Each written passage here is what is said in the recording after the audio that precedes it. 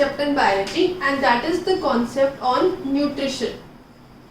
So first, when we know what is nutrition, we must know what do you mean by or what does food refers to. So food is any substance taken up by only living organisms to get energy, and that energy is required for the growth and development of the cells and to do various processes like reproduction, respiration, excretion. So all these processes require energy, and that energy is when we get that energy by eating the food. And not only the food, but we need to have a balanced diet. A balanced diet refers to the equal amounts of all the nutrients. So we can say that the food contains the nutrients, and when nutrients are taken in proper amounts in required quantities, it is referred to as a balanced diet. Those nutrients can be proteins, carbohydrates, fats, minerals and water also. So when we have a balanced diet, we have proper growth of our body, and though all these nutrients are found in the food. And now we can talk about the nutrition. So we can say that the process by which we can digest the food, or first we can say that the process by which we can take in the food and then digest that food to get energy, that energy is required by the growth, for the growth and development by living organisms. The process is referred to as the nutrition. So the process of getting the food or eating the food, digesting the food is referred to as the nutrition.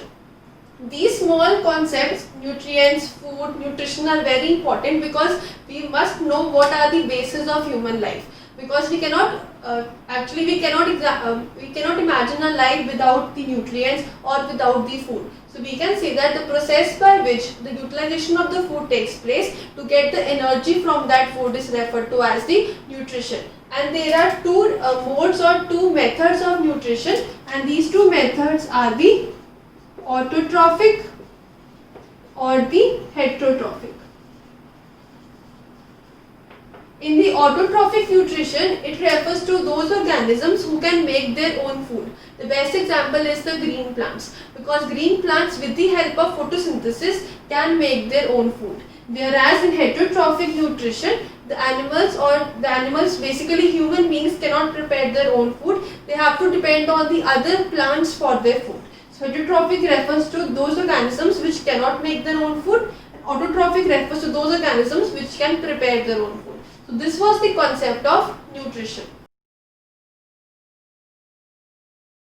So as we know that there are two modes or two methods of nutrition, that is autotrophic and heterotrophic. Now we will discuss the difference between both these nutrition in detail. So we have autotrophic nutrition, and then we have heterotrophic nutrition.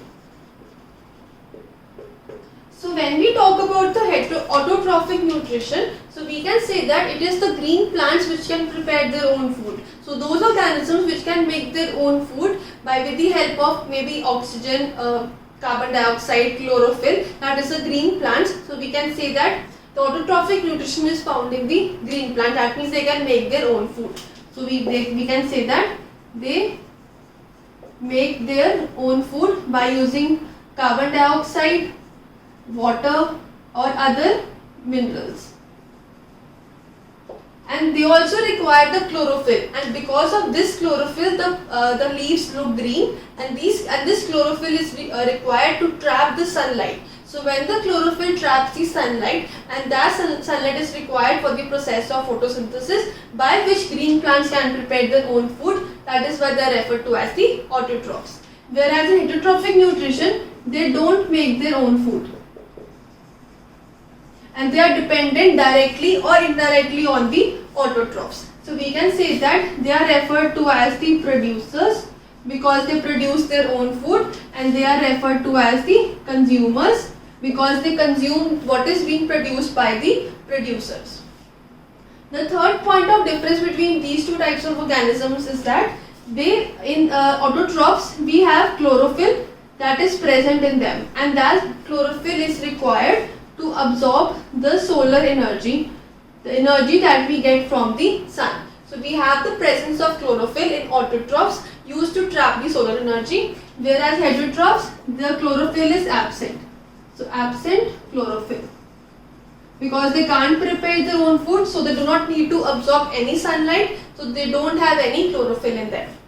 The third or the fourth point of difference is that because they are producers, so they are the first step in the food chain. Actually, food chain is the interconnection of different organisms, starting from the consumers, then we have primary, starting from the producers, then we have primary consumers, secondary consumers and tertiary consumers. So we can say that because they are producers, so they are at the first level of the food chain, and they are the consumers, so they are in the middle level of the food chain. The examples of autotrophs can include some algae, or we can say the best example is the green plants. Green refers to the presence of chlorophyll, and because of this chlorophyll they can make their own food by the process of photosynthesis. And in heterotrophs, the best example are the animals or humans. Fungi.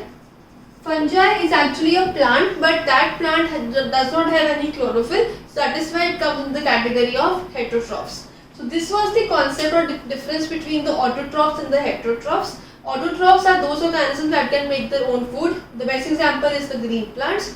And in heterotrophs, they can't make their own food, so they have to depend on the producers.